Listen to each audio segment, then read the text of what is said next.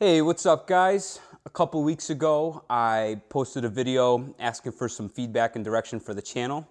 I threw out there if any of you had any questions, car related or things that you want to discuss a little bit more in detail, feel free to throw it out there. Some of you responded and that's awesome. I made a list of everybody who asked stuff and I'm going to try to get to everybody. If I missed anybody, I'm really sorry. Please be sure to tell me and I'll be sure to cover whatever you asked in the next video. So we'll start with ISM space AEL. I don't know how to pronounce that, so I'm just going to say that's your username. But you asked me, what's giving you more crap dialing in, the Turbo NA or the ITB NB? Now, for the most part, the Turbo NA Miata was the easier car to set up ultimately. Now, I was one of the very first adopters of the Mega Squirt plug-and-plays. So I had like literally firmware version 1.0 and I was on the initial group I for that standalone. So there were some challenges with that ECU. There was auto corrections, particularly with fueling. So like while we were tuning our cells and kind of just like holding the car at a steady state cruise, like we'd see like, you know, AFR ratios around like 14.5, 14.4, whatever the car was happy at, just cruising along. Then all of a sudden it would go boom, pig rich to like 10 to 1. And ultimately I figured out that there was auto enrichments on after some going back and forth with do-it-yourself auto tune, which is who I bought the ECU from. So that was really kind of the big issues I had with the turbo car. Once we got through the ECU issues, everything was pretty simple. It wasn't too much trouble from there on out. The ITB and B definitely posed some challenges. At the time, I was the first person who installed ITBs on an NB that was to be used as a street car, retaining a lot of the OEM equipment. And a lot of the stuff was kind of like trial by fire. The only other cars that I had seen that had done the same were flat out race cars, so they just removed a bunch of crap, slapped the standalone in there, and they were good to go. That car also, same thing. I was like looking for a decent ECU option. At the time, it was like Hydra, or I'd have to make a harness and wire something else in. And then here came along Adaptronics, and it was the same thing. I was on the first group buy. I had one of their version, whatever their firmware version they were. I don't think it was 1.0 because they were out in Australia for a little while, but I did have a lot of issues with the ECU getting the car started. It took to the third ECU to get that car running. And then with the ITBs and not having much of like a base map for the car, everything was a guess. So just to get the car to like start and idle, my buddy who helps me with all my tuning, him and I, we were probably messing with the ECU for a good 2 hours. Cranking that thing, getting it to turn over, and then it would die, and just doing whatever we could. There's a lot of like unknown variables when we went into that, especially like kind of like where the throttles are at, and I didn't have an idle air control valve at the time, so it was like also dependent on us like giving throttle tip in to like and like hold the idle by foot. It was a lot, and then also like drivability. And the throttle transitions, it took a long time, the tuning, really get that like kind of smooth. From what I've experienced, it takes a long time to like try to get a standalone to factory like drivability.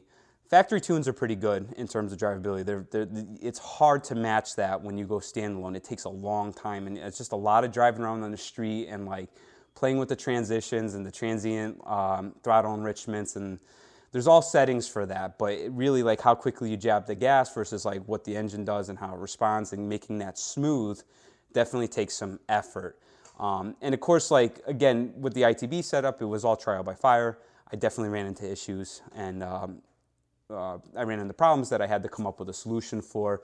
Eventually, I adapted my factory idle air control valve to it. If you go on my Build Thread and Club Roadster, I did a little thing on that and on some of the things I did to make that usable with the ITBs. I just made a backing plate and tapped it for ports and ran one the vacuum, ran one the atmosphere, because essentially an idle air control valve is just creating a vacuum leak, and that's what gives you your idle when you're off the gas.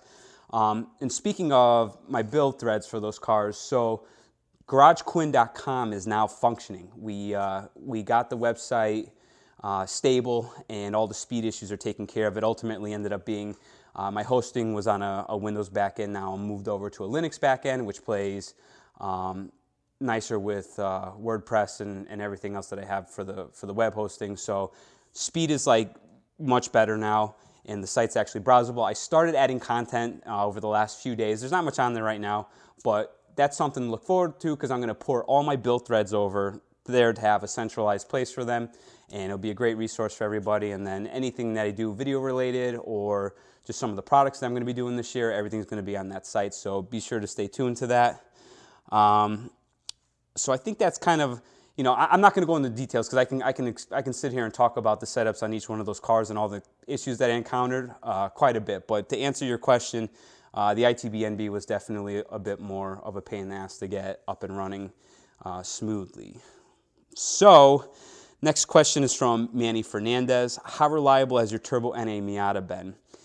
That car has actually been pretty reliable, and I kind of just like always have in the back of my head, I wonder when this thing is going to give out, because I heard a lot of stories about other turbocharged Miatas like throwing rods and all these other things, and my car is making more than what they were making, and I'm not exactly easy on it. If you ever watched any of my videos, I do push that motor, but I bought that car with 73,000 miles, and I turbocharged it at around 78,000, and you know, the turbo setup's been through a couple revisions, so ultimately it was like, originally it was like 160 wheel horsepower, then the second setup did 205, and then the last setup and the setup that's on there now is 254 at the wheels, and I haven't had any issues.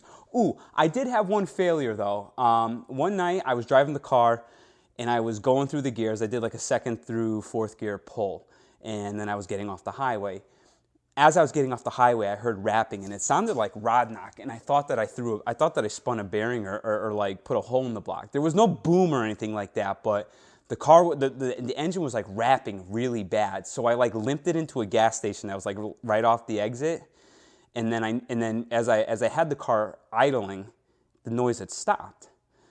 So I was like, okay, that's weird. And then I threw the car back in the gear. And started to move, and that's when the rapping started again. So I was like, oh crap, I definitely broke something in the transmission, which I ended up doing.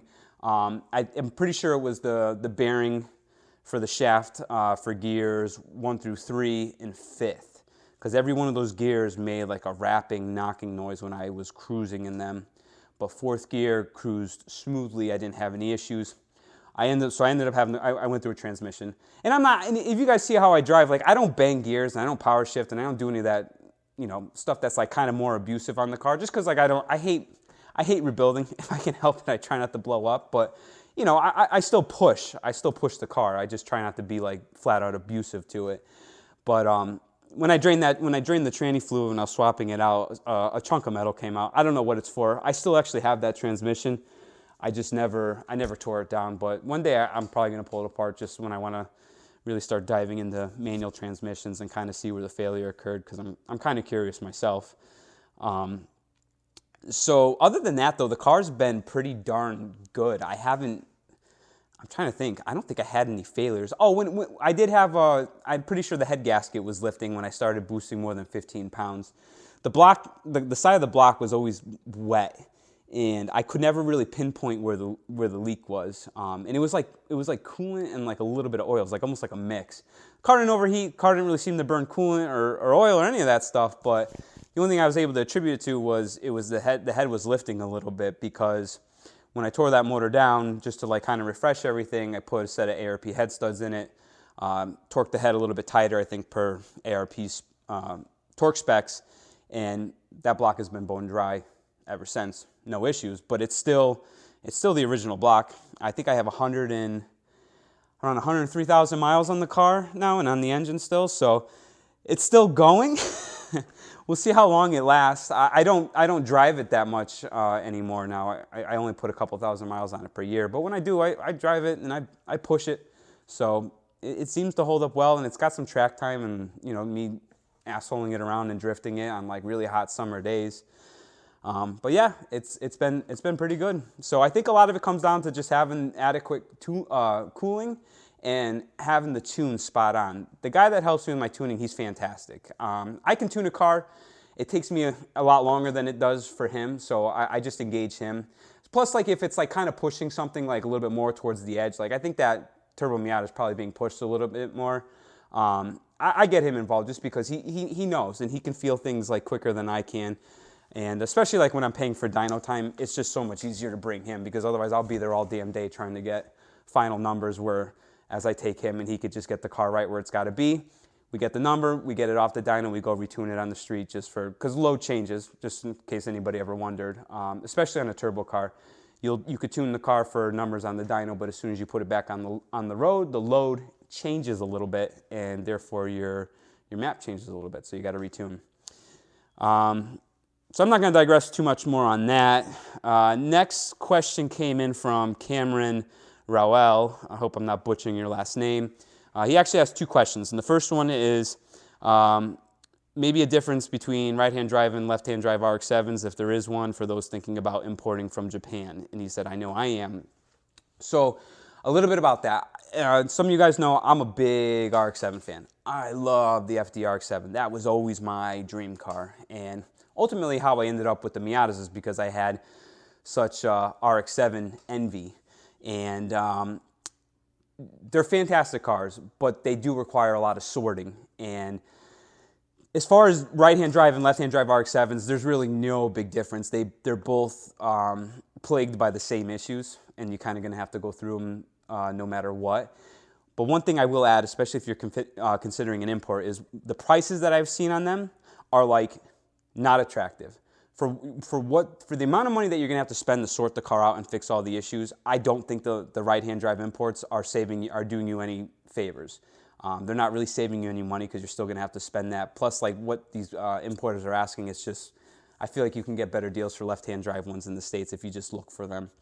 But one thing to consider with right-hand drive is that the exhaust manifold for the turbo system is on the right-hand side of the car. So for the US, it's on the passenger side, but for the right-hand drive ones, it's obviously on the driver's side. So you have that turbo and downpipe running right along the transmission tunnel next to your feet.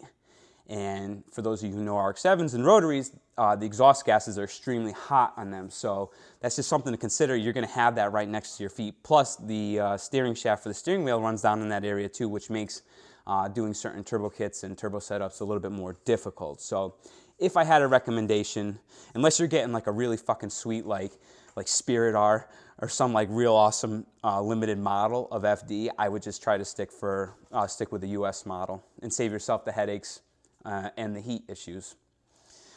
Your second question is an in-depth detailed video about the RX-7s and what makes them great. I'm not going to go into too much because I could talk about these cars for an hour. I'm releasing the Black FD full review video soon. I just got to film the talking parts. All the driving footage is done. It's just sitting on my hard drive.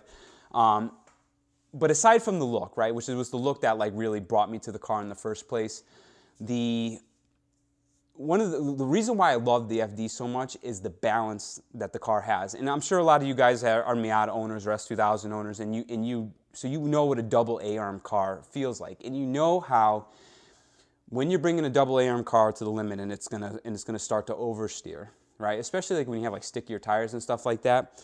The arms have spring in them, so if you ever have the car jacked up and the wheels are off the ground, you can push the arms down and they spring back up, right? So if you're loading up the suspension, right, in a corner, and you reach that limit of grip that the tire has, the tire is what's happening is the tire is losing its contact patch with the pavement, right? So when the tire comes out like that, that spring kind of like the arm will spring back, and it almost like makes the car a little bit more snappier at the edge. And it's not that this is a bad thing, right? Because the double A-arm setups on these cars are like what allow them to handle the way they do and have that go-kart immediate feel to them. So the reason why the FD like really outshines, like say, so I'm going to compare this with, because I have a lot of experience with Miatas, S2000, and then the FD. The FD is different because while it's double A-arm front and rear, I mean the rear is not so much double A-arm, it's just it's a multi-link, but on the lower arm, if you want to call it, they still kind of form an A, but on the lower arm it has these pillow ball bushings that deflect on their load, and what they do is they kind of take out So when you're loading up the suspension and there's that it adds that springiness to it for when the rear is going to lose traction, it takes out some of the load. So when it does break away, it's more progressive and more smooth, and I think that's such a cool thing. Like people talk about like say like the Ferrari 458 Italia, right? Because that's a car that's like a real just like driver's car, very like enthusiast geared, and has a lot of cool driving merits to it. But there's a lot of like trickery going on. Same thing goes with like the 991 GT3, right? That's another car that's really held way up there among the greats. Yes, they're fantastic driving machines, but the suspensions are complicated on them. And I love that about the FD is that Mazda got it done back in 1992 when they developed the car, and they did it mechanically. There's no fancy electronics. There's nothing other than those little stupid pillow ball bushings. One thing to take into consideration is they do wear out. They're definitely a wear item, and the RX-7 will eat through them in about 60 to 70,000 miles, depending on what your driving style is like. But that little detail is what really makes that car like dynamic. So you have like that A-arm immediacy in the grip levels, but it's in a much more, you can relax a little bit. Where like S2000 and Miata, and you guys, you know, you're doing something high speed in those cars and you're going over some bumps and you're upset in the rear a little bit, they can get a little edgy. You know, short wheelbase, they can get a little edgy. So the FD is just like that, but more calm, and it's like more blissful. So that's why the FD is awesome, and there'll be plenty more of it in the review video, so stay tuned for that. Let's see, next one, Victor Oliveira. This is not so much of a question, but more of a suggestion. He told me to try a little honey in your tea. It's good for the organs and the digestive tract. Plus, it's good for regularity. You'll notice a glow on your skin. That's probably one of the funniest fucking comments I've ever seen, and I was like rolling when I saw it. But I am sipping on tea, although there's no honey in it just because I'm sugared out for the day. I try to limit how much sugar I take in. But thanks, Victor. That really made my day. Next question is Alex 09203, and he said that he has an Ep.1 S2000 with normal bolt-ons, but he's always liked the C5 Z06, and he wants to know, can you tell me your thoughts on the Z06 you own compared to the S2000? Now, I don't own, for the record, I don't own the C5 Z06 anymore. I bought that as a daily driver. I bought it really cheap, and now that I don't own it anymore, I'll tell you what I got it for. I looked for a while. I bought that car. It had 78,000 miles on it. It had a lot of owners. I think I was like the 7th owner of the car, but I didn't really care because it was a daily, and it was mechanically sound. But I paid $14,850 for that car, and that was pretty cheap for a C5Z. It was an 01, so it's a little bit down on power. It has 4 cats instead of 2. That's where most of the power is. You can just get headers for the car, and it like makes up for that. Yeah, the cam's a little bit wussier than the 02 to 04, but 01s aren't plagued with the valve spring failure issues, so I didn't really care. I didn't want to buy a C5Z and then have to pull the heads apart and change the valve springs in them, because I didn't want to. You get a failure there, you drop a valve and valve hits the piston and motor's fucked. So that's one thing to be wary of if you want to know 02 to 04.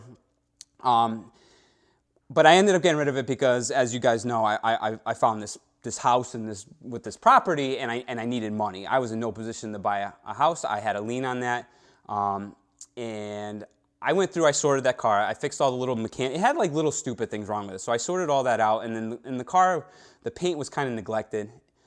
It was like a 10-footer car when I bought it, and after like 14, 15 hours into the paint trying to like freshen up as best I could, it was like maybe a good 4-footer car, 5-footer car.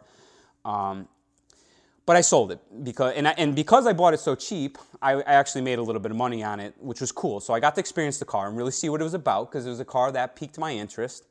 It's got some cool merits to it. I like the really low drag body of it and the double bubble roof. It's actually quite comfortable. The seats are not really bolstered well, but they're very comfortable. The interior's spacious, so you could just kind of like kick back and cruise. And then the car had athletic reflexes because it's also a double A-arm car. Yes, it uses leaf springs, but they're composite transverse leaf springs, which is a cool thing because they're lightweight. They weigh less than coilovers, and they keep the center of gravity low. Plus, you're linking. They go from the left to the right side of the car, front and rear. So you're linking both sides of the chassis together, and it helps with rigidity. That car was actually very stiffly sprung and pretty rigid, I must say, for a factory car and a car that was built in 2001. It was rather impressive. What I didn't like about the car is the interior quality is horrible. That steering wheel was like probably the worst steering wheel I've ever owned in a vehicle. It was on my list to get rid of, but I got to the shift knob because that thing was pretty bad, and that was quick and easy fix, but the steering wheel was next on my list. But I guess the thing that, how can I put it? I'm going to say this like kind of in like a humoristic way. The C5Z06 is a really fast piece of shit. And I don't mean that like the car is complete crap, because it's got a lot of good merits to it, but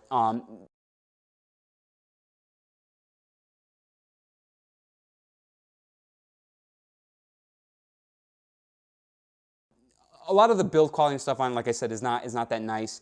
But the suspension, like most AA arms, is like, it's very crude. And like a lot of people, I think, misconstrued some of the things I said about it when I did the one video talking about it, where I said the car's a point and shoot car. And now, granted, I didn't have a lot of time to really set up that suspension. I don't know where the alignment was on it. It tracked straight, and it didn't feel like it had anything like really off. But I'm sure there's probably like less camber in the front than there is in the rear, and that kind of like makes cars a little bit edgier and stuff like that. I did lower it on the factory lowering bolts. I think I lowered it about an inch. It wasn't slammed by any means, but that car bump steered really bad, and it was like fucking scary. If you were going on the highway around like a sweeping turn, and especially one that had bumps, like at anything like 65 plus, that car would like bump steer and like hop. Where like to the point where like you really thought that like you were gonna like go off the road into a guardrail. It was pretty bad, and the handling balance, it just didn't have that balance that like you appreciate in like a Miata or an S2000 or an RX-7. You get into those cars and they feel competent, like they're confidence inspiring. So like you can push those cars and they encourage you to push harder, harder, harder. They tell you everything that's going on, and they're not scary as long as the setup is like not something stupid and the car's not slammed or whatever. But the Corvette, not that the oversteer was unmanageable. It was definitely easy to like manage the oversteer if you just are a little bit in tune with what's going on at the rear and you know how to react in an oversteer situation. It wasn't that the car wasn't manageable, but like, again, going back to that whole balance thing, like if you want to enjoy the car, like driving spiritedly and like do some corner exit oversteer and just kind of like do like one of those nice graceful like opposite lock slides on your way out, which I like doing. That's like one of my most favorite aspects of driving is like when you're on the corner, you're going fast, you're not doing like an all-out like full opposite lock drift, because especially like on the street, like I don't do that stuff because I don't want to like kill somebody or injure anybody, but like just one of those like, you know, exit corners and like, you know, a nice graceful power slide on your way out, but you like have like good speed too. That's the kind of stuff that I really like, and it was very difficult to balance the Corvette there. Now, again, I didn't have much time to set it up. I did drive a C6 Z06 as well, and I thought it drove very similar. So it's kind of hard to say. I'm sure anything with the right amount of suspension tuning can be set up to be really nice, but out of the box, it just wasn't balanced very well. But from a driving perspective, versus an S2000, I know I'm just rambling on a lot here, but matching that up against an S2000, it feels like a bigger, heavier S2000. And a lot of the handling characteristics are the same. It's just a little bit more lazier. So it's heavier. It doesn't change direction quite as quickly, and the steering rack is not as fast. So it really, if you like the car, I would say you probably wouldn't be disappointed with it. The torque is fantastic. Oh, I got to talk about this one more thing. I'm sorry to keep dragging on with these videos. That car, with that torquey engine, ruined everything else that I own. Even like the FD and like the BMW Z4M Coupe.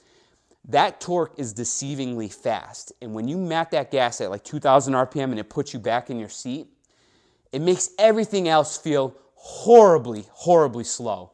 And it was kind of like a hard lesson to learn because, and it didn't matter what I got into, even like the FD. My FD is 417 horsepower at the wheels, which is much faster than that Z06. Those dyno around like 345 at the wheels.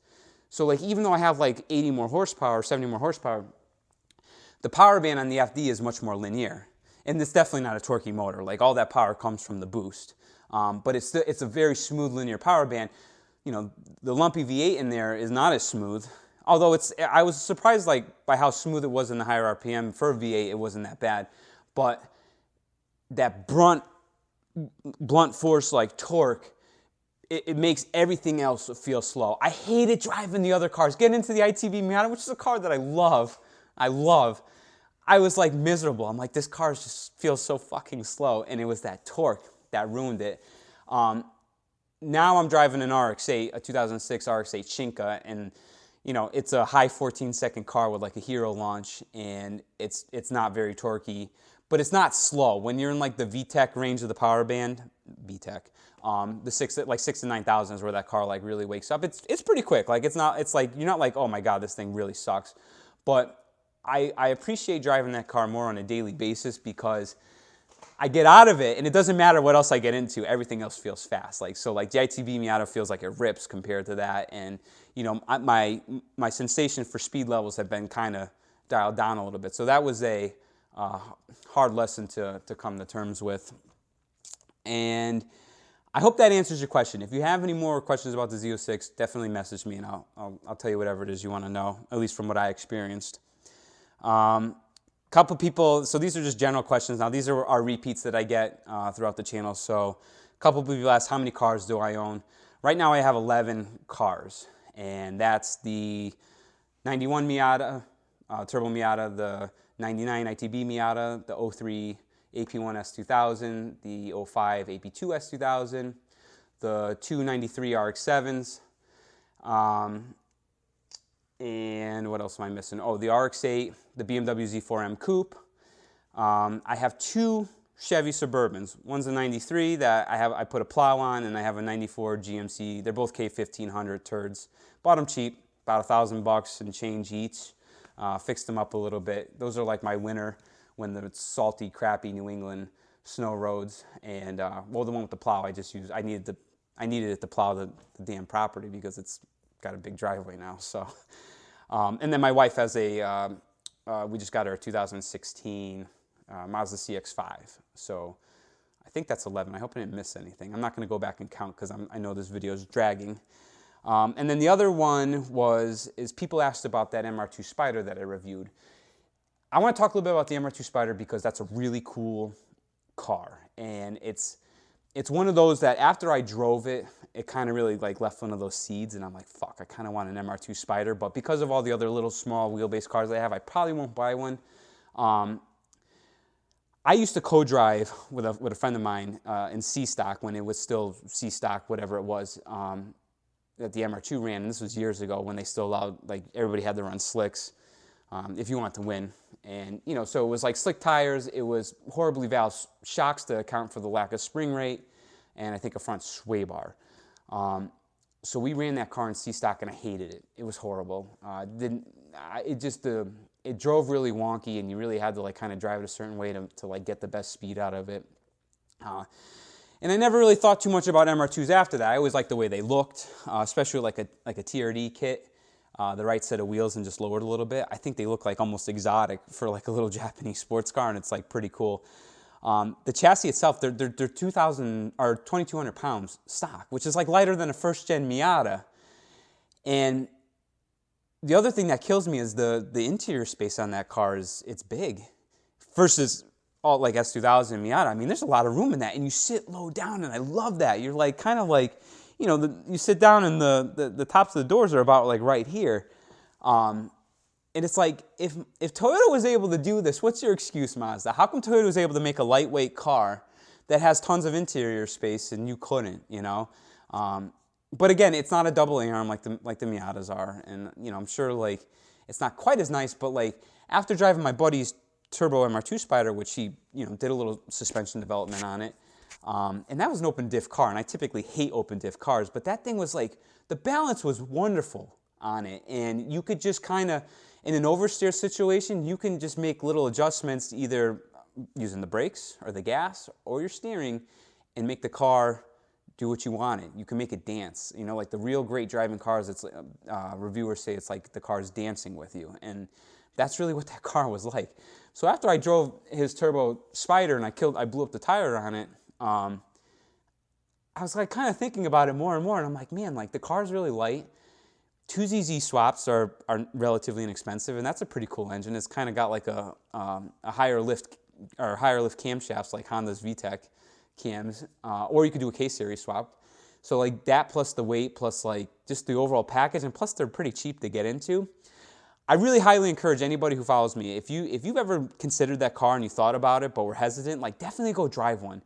Maybe like stock is not the best example, but I'm telling you, just like the littlest bit of setup on that car, it's a wonderful, wonderful car. And yeah, I like, it's one of those cars that like I think about, like if I didn't have the RX-8, like that would be on my list. I would go buy one of those to daily drive. It'd be a fantastic little daily. I'd do a 2ZZ swap with a 6-speed and just like enjoy the crap out of it. It would be so much fun.